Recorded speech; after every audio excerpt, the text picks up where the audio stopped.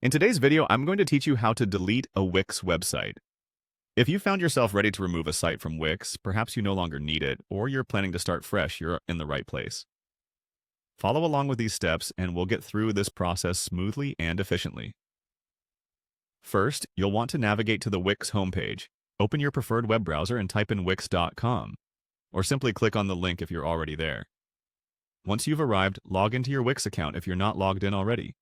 Use the credentials associated with your Wix websites, and you'll be directed to your dashboard. Now, with your dashboard in front of you, glance towards the top right of your screen, where you'll find a drop-down arrow. Click that arrow and it will reveal more options available to you. What you're looking for is the option that says Go to All Sites. This will show all the websites you currently manage under your account. Next, locate the website you wish to delete.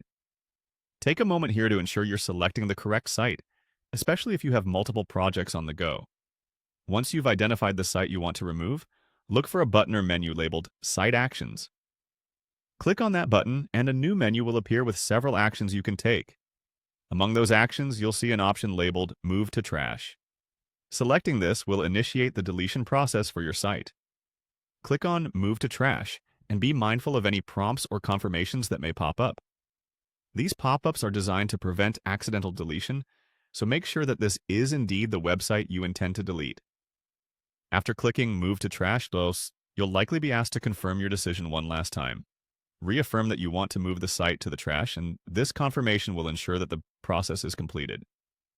A helpful reminder here is that moving a site to trash in Wix is not the same as a permanent deletion, so if you change your mind, you often have the option to restore it from the trash.